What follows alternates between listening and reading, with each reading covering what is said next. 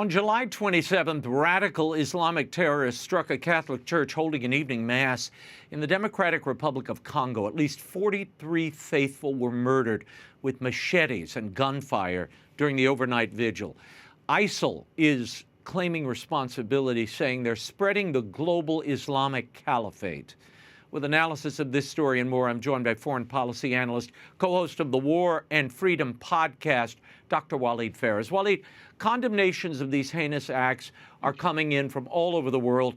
Pope Leo released a statement in which he said, quote, "As I entrust the victims to God's loving mercy, I pray for the injured and for Christians around the world who continue to suffer violence and persecution, urging all those with local and international responsibility to collaborate in order to prevent such tragedies." Walid, how has the local government in the DRC responded, and what do you make of this increasing wave of violence coming from these radical Islamists? Absolutely, Raymond. Let me go by graduation. Number one, the actual action, bloodshed against a Catholic church in the middle of Africa, that's almost South Africa, is by itself horrifying. And as you just said, not just the Catholic Church, all other churches and moderate Muslims and people with no faith have been really criticizing and have been shocked by what has happened there. But the second thing is the location. ISIS operates in Syria, sometimes in Afghanistan, all the way to Libya, but this is very far from their grounds. What it tells us, unfortunately, it happened with the church, but it could happen with other population and communities, is that ISIS and the jihadists in general, over the past maybe few months, I would say maximum a year, but certainly we haven't seen it that far, are attacking Christian communities and other communities as far as Zaire or the Republic, the Democratic Republic. You asked me about the government. Well, the government there and many countries around Congo are very weak. And that's why we expect that once they discover our weakness, the national security weakness, they may do more. Father Marcelo Oliveira, a Comboni missionary who's been in the Congo for many years, told Aid to the Church in Need that the victims were part of a movement called the Eucharistic Crusade. They were participating in this prayer vigil as part of the summer holiday formation season. Walid, are groups like this, Catholic groups in particular, being targeted by ISIL, or is this just part of an overall bid for domination in the region against all faiths? For both, Raymond, we've seen them moving against Buddhists, Hindus, Shias, moderate Sunnis, and of course against all kind of Christians, should they be Catholic, Protestant, Orthodox, everything. What is not ISIL or ISIS is basically the enemy of that jihadist movement. But certainly any Christian activity, Catholic or not, in Africa or elsewhere, that seems to be progressing and expanding, the missionary activity, are target number one. Missionaries and people associated with it, churches or schools or hospitals, are prime target for jihadist organizations in Africa and around the world. Yeah. How is this tied to their desire for a caliphate? That is an act to lead to the caliphate. What they have been doing, and this is since 9/11, and in my case, many, many years before 9/11, this is their strategy, this is their process. First, they target the weakest, which means the Christian minorities. And among the Christian minorities, those who are mostly pro-West and other, other religions as well. But in this case, that's targeting the Christians. And then they try to push for ethnic cleansing. That's what they've done, for example, in Syria. We discussed it last time for the Alawites, for the Druze, not Christian, but minorities. The Christians in the Middle East have been suffering from persecution for decades. I mean, you and I spoke about it exactly 11 years when the ethnic cleansing of Assyrians, Chaldeans, Syriacs, the Copts, the incident in Libya. This is standard jihadi operative strategies. That's what they do. They attack the minorities, they ethnic cleanse them, and then they move against the Muslim moderates and, of course, against the West. Walid, who is this Allied Democratic Forces, this ADF, that apparently committed this act? Who are they? Look, In Africa and Congo and in that region in particular, the jihadists comes in two waves. The first wave, they use the local opposition to the government. That's very smart. I mean, it can reflect even in politics in the West. They use the most radical elements on the left or on the right in some cases, but in this case, that is the organization. And they ally themselves against the government, which in principle is aligned with the West. And once they take root, the jihadists themselves, they create a local branch. See, wait a few weeks, wait a few months, there will be an Islamic Islamist organization that would claim the struggle and the jihad inside the Congo and the areas I'm concerned about. Angola, I'm concerned about, all these countries around them. Yeah. I want to move to the Middle East. Religious minorities, as you mentioned, are under attack in Syria. This includes the Druze. The U.S. State Department confirmed last week that a U.S. citizen with dual citizenship was killed in Syria after disturbing videos surfaced showing him among a group of men apparently executed by Syrian government forces. Walid, why is this violence escalating in Syria, and how can the U.S. help to mitigate it? The U.S. can do a lot. Actually, the U.S. alone can resolve the problem. They have recognized, we have recognized this government.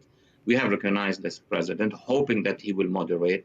We have been advised that eventually those jihadists, if they have money, if they have recognition, they will mutate. They will become normal people. That is not the case. This is a result of an offshoot of Al-Qaeda.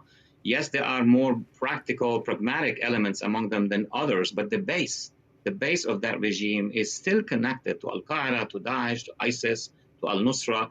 So some of these units actually have one specific goal that we just mentioned right now: get rid of the minorities. They want to get rid of, as I said, you and I spoke in March already. It's like only 2-3 months about the ethnic cleansing of the Alawites in a very, very horrific way. Villages, women, kids, etc. They are repeating this with the Druze. Now, the Druze are luckier a little bit because they're not that far from Israel. And had it not been the air force of the Israelis, and of course, some pressure applied by the United States, that maybe the Druze would have been massacred in much larger numbers. What should happen, and the U.S. can make it happen, is to put pressure on that regime. That regime has just received $7 billion from this consortium with Qatar, with other countries, and with us. We act there almost in a naivete that we are good, everybody is supposed to be good, but they have an agenda. And if you ask me, when do we know that the jihadists have changed and moderated? They should say it. Like Gorbachev said, we are moving from communism to social democracy. A speech. We're not even talking on the action on the ground. What we need to hear from the regime, the jihadi regime in Syria, a speech that says we are abandoning jihadism. It's not, something that you need a miracle for. As long as they have not said that, their intentions are still jihadists, unfortunately, right? Okay. Meanwhile, on Tuesday, British Prime Minister Keir Starmer said that the UK will recognize a Palestinian state by September unless Israel commits to peace in the Gaza Strip. Walid, this announcement comes as there's international alarm over growing starvation, deaths in the Gaza Strip. What is your take on this growing movement to recognize the Palestinian state? In my view, it's strategically the very wrong way to do it. It's going to escalate with Israel. It's going to allow Hamas and the other jihadists to escalate themselves. They don't want the resolution. It would have been much more positive that the United States, of course, will pressure its allies in the region. That would be Saudi Arabia, Egypt, Bahrain, UAE mostly, and Jordan. All these countries, they have a problem with the jihadists. They have a problem with Hamas. By the way, I'm glad you asked this question now, because yesterday, these moderates at the Arab League said, yeah, we want a two-state solution. We can discuss that. Yeah. But we want Hamas to dismember, to remit their weapons. That is the measurement. If Hamas decide to accept the Arab call to disarming, and then we can ask UAE, Egypt, Saudi Arabia to train police people, I think Israel will accept if there is a change of government in Gaza, and that will be the beginning of a new era. What has to do with logistics and famine and stuff is all orchestrated by Hamas. I've seen online cafes open in parts of Gaza. I've been in those situations in Lebanon when the area where I was living, mostly Christian area and Druze area, were surrounded by the Syrian army. Yes, there were killings, but people had stuff because we had an access to the sea.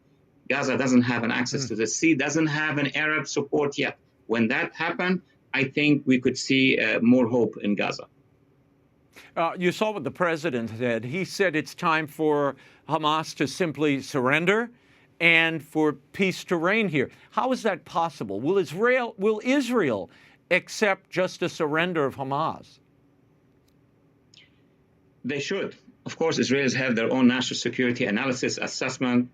I've been, analyzing Israeli policies and politics for a long time. The Israeli population wants peace. They want to end this war. Of course, there are elements in Israel that are very concerned after October 7 that they don't trust whomever is going to come. But my answer is this. If you have an alternative to Hamas, you shouldn't worry, but be part of that alternative. And really, it's back to Washington. Our administration, which has been doing great deals all over the world, this is the mother of all deals. They should gather these Arab countries who, by the way, they have listed Hamas. Most of them have listed Hamas as a terrorist organization. We need a better architecture between the United States, our Arab allies, and Israel to end Hamas and immediately bring help, all kind of help. Saudi Arabia alone could financially provide all the help for the entire population of Gaza. Yeah. Well, it looks like Mike Huckabee and Witkoff are going in, being sent by the president to host some high-level negotiation. Will that bear fruit? I mean, we've heard this before. They've attempted this many times. I have a view on negotiations because of the experience we had in the Middle East. You push Hamas to the maximum you can. The Arabs have to state that Hamas's role is over. That's crucial for the supporters of Hamas. Once they see the big community, Arab Islamic community, if they are silent, we don't know what they want. But if they say it's over, Hamas, remit your weapons, we are coming in as a police. We will sit with the U.S. and with Israel, of course, because it's already inside Gaza, and then we will provide an alternative. The Palestinian people of Gaza really wants freedom. They want normalization. They want peace. They want food. They want the end of this war in as much as Israel. Everybody in the region wants the end of this and other wars. The way to give a solution here is basically to have a very strong unity between the United States, Arab allies, Israel, to make sure that Hamas understand they have no more allies to count on, to disarm, surrender their weapons. A police force will go in, and that is the way for Gaza's population to survive everything else, because now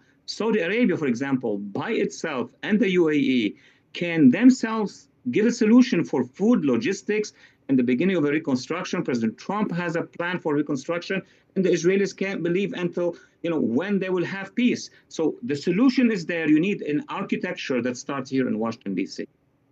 Well, you recently wrote, when the jihadists are neutralized in Gaza, the population will be fed in a few weeks, and a new anti-jihadist local government could receive billions from the first to end the regime in Gaza, then to feed Gaza. But Dr. Phares, what happens if the jihadists are not quickly neutralized? I mean, you can't starve everybody there. No, of course. What Israel needs is basically a green light from two allies coming at the same time. If it's only the United States, those jihadists will look at the Arab world and the radicals among the Arab world and continue what they call resistance. And that is not a good news, which means that Israel will have to do more. And if Israel does more, then it will appear in the media and in reality as maximum violence. What needs to happen is a coming together of three forces: Arab moderates, the United States, and Israel have a plan, because usually Hamas, is defeated, but then nothing happened. No ceasefire happened, no replacement force happened, and that's why Hamas comes back. The Sinai should be a staging ground, the Sinai that's inside Egypt, to an Arab force with Palestinians. It's like when the Allies came to France at the in the landing, they had free French forces with them. There are Palestinians ready to come, or Gazans ready to come back to Gaza. So people think that Hamas can fight till eternity. That's not true. They have been defeated, but they have not been replaced, and they have the power of radically indoctrinating individuals if nobody takes over the schools. The schools should be the first ones, and the police stations should be the second ones. Yeah, before we run out of time, border czar Tom Homan told the press on Wednesday that ICE has arrested over 300 Iranian nationals in recent months, citing them as national security threats. Watch. 70% of everybody arrested is a criminal. Hard stop, 70%. Who's the other 30% we're arresting? National security threats, for instance, over 300 Iranian nationals. Walid, we've talked about the porous U.S. border for years. What do we know about these people, and how did they get into the country? Did they just cross over from Mexico? Absolutely. I mean, from Mexico was what was happening for years. We discussed it so many times. The advantage of what the Trump administration has done was to reduce it from, from 100% to maybe 4%. But 4% is still huge. Remember that 19 hijackers did what they've done on 9/11. And every attack in the United States was done by one or two persons. 300. If those 300s are really linked to the regime or linked to the jihadists or have in mind even individual attacks, as we saw in Colorado and New York and elsewhere, it is a catastrophe.